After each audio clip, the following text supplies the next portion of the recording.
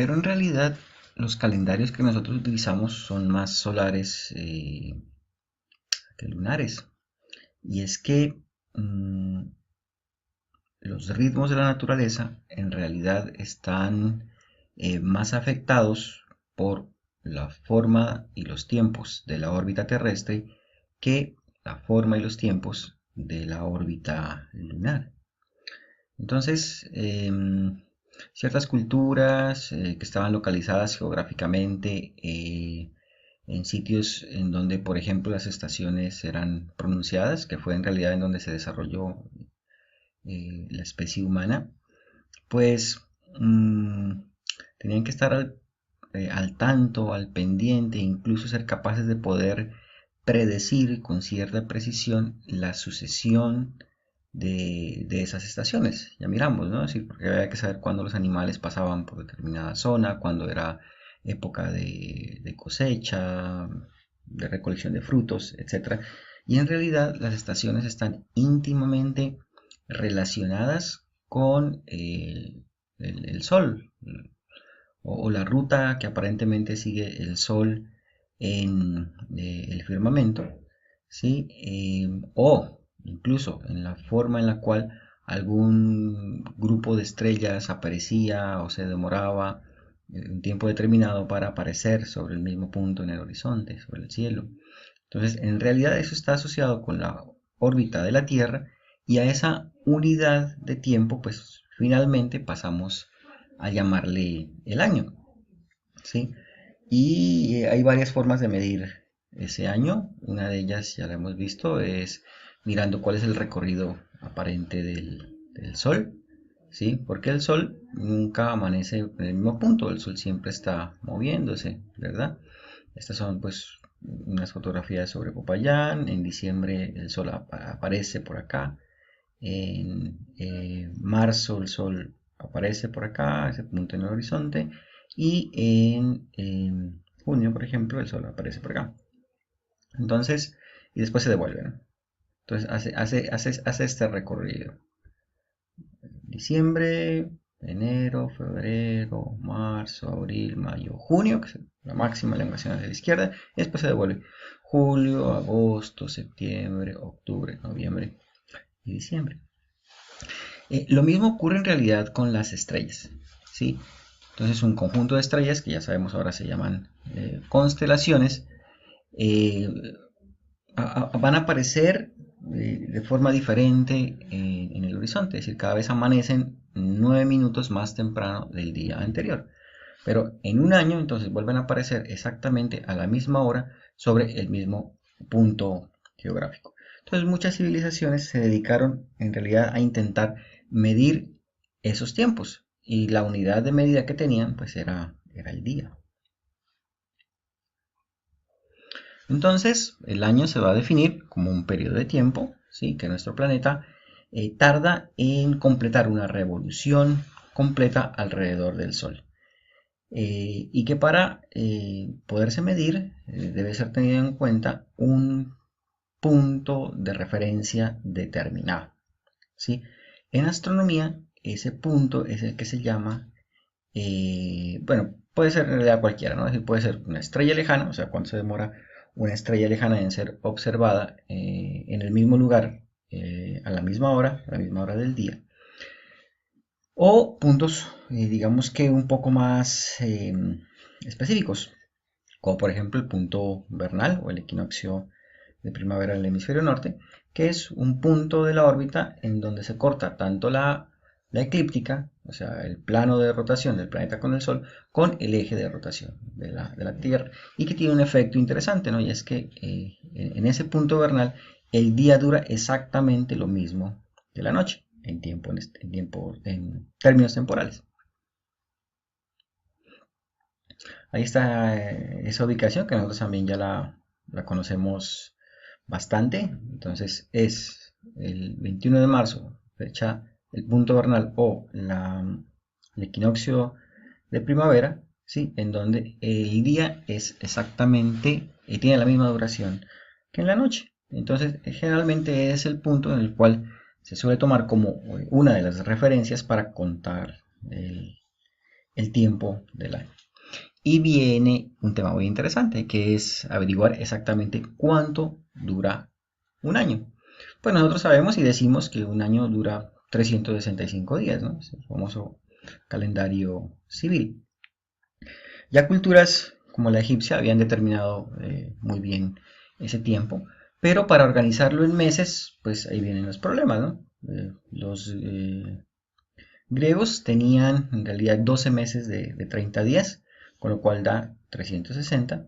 Y para nivelarlo con los 365 días, entonces lo que hacían era sumar esos 5 días que hacían falta al último mes.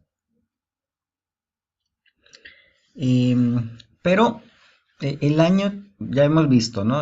Hay dos años, el año sideral y el año trópico. Ocurre lo mismo que con la lunación y la revolución de la luna. Y es que por efecto de la precesión hay diferencias dependiendo de cómo se mida ese año.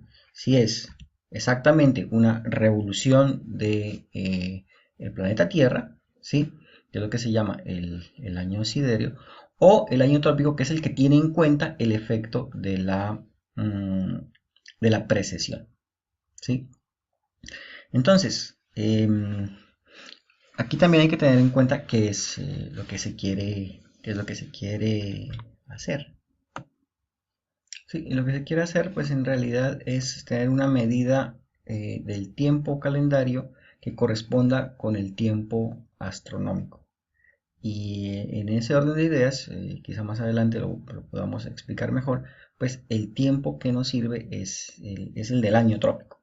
Si nos devolvemos las diapositivas, vamos a decir entonces que el año trópico es el que dura 365 días, 2422 10 milésimas. O sea, 365 días, 5 horas, 48 minutos y 45 segundos. Insisto, ese es el año trópico. Pero bueno, si el año dura esa cantidad de tiempo, pues ¿aceptarían ustedes esa idea? Es decir, de empezar el 1 de enero a las 12 de la noche un año, por ejemplo, y el siguiente a las 5 de la mañana, 48 minutos y 45 segundos después. Pues yo creo que no, ¿verdad? Es decir, para efectos prácticos, siempre vamos a celebrar el inicio del año, la medianoche del 1 de enero. ¿Y qué pasa con el tiempo? ¿Qué pasa con ese tiempo restante, verdad? Bueno, pero antes de hablar de ese tiempo restante, que es muy interesante, hay que aclarar que en realidad la fecha del inicio del año, o sea, el 1 de enero, no tiene mayor importancia desde el punto de vista de la geometría de la órbita, ¿sí? Por ejemplo, parecería bastante lógico empezar el año el 1 de marzo durante el equinoccio de primavera del hemisferio norte, ¿verdad? Porque ahí es claramente en donde el día dura exactamente lo mismo que la noche. Fuera bastante interesante y de hecho muchos antiguos eh, consideraban el inicio del año en el punto vernal. De ese punto de vista, pues también hubiera sido interesante o hacerlo en los solsticios, ¿no? O sea, los máximos, la máxima elongación del Sol en el horizonte, lo cual ocurre el 21 de junio o el 21 de diciembre, pues tampoco empieza el año ahí, ¿no? Otros dos puntos que podrían ser interesantes son los puntos más cercanos o más lejanos del Sol. Recuerden que la órbita es elíptica, pero esa, ese periapsis, o sea, el punto más cercano al Sol, pues no ocurre en una fecha distinta al 3 de enero, ¿sí? Entonces, en realidad es una decisión arbitraria, llamémoslo de alguna forma política, de que el 1 de enero, es decir, cuál es el punto en la órbita terrestre en el cual se ha dado como válido que empiece el año. Bueno, esto ya lo había anticipado antes. El año siderio o el año trópico, ¿cuál es el que más nos sirve? Si lo que nos interesa a nosotros es mantener la fecha en la cual se celebra el equinoccio de primavera de una forma fija, pues lo que nos sirve es el año trópico, ¿verdad? Porque es el que tiene en cuenta la corrección debido al movimiento de precesión, que es el que finalmente produce el desfase de los calendarios. Ahora bien, nosotros utilizamos algo que se llama el calendario civil, ¿sí? Que es un periodo convencional compuesto por un número completo de días, pero de tal forma que coincida lo más que se pueda con el tiempo del año trópico. Bueno, y definitivamente intentar sincronizar año trópico y mes sinódico es un tema imposible, porque entre ambos tienen tal cantidad de duración que no, ya vimos que ni siquiera en horas es exacta. Pues lo máximo que se puede llegar a hacer es lo siguiente, es decir, 12 meses sinódicos dan 354 días con 3.672 días milésimas. O sea, son casi 11 días menos que el año trópico. Entonces, es imposible, ya vimos, dividir un año en meses exactos. Entonces, definitivamente hay que tomar esa idea de los griegos, ¿verdad? Perdón, de los egipcios, que después fue retomado por los griegos y por otras culturas, de insertar días o hasta meses en determinados tiempos para poder intentar esa sincronización, ¿verdad? Y bueno, hasta ahí digamos que es la explicación de cuáles son los tiempos que dura el año o el mes o las diferentes formas de año o de mes que existen. Y a partir de ahora, en los siguientes materiales vamos a ver cómo modificamos ese calendario civil para intentar que ese mismo calendario no se desfase respecto a la duración del año trópico y las fechas importantes que los seres humanos dentro de la historia de su desarrollo, de su civilización, pues tienen en cuenta y tienen que celebrar.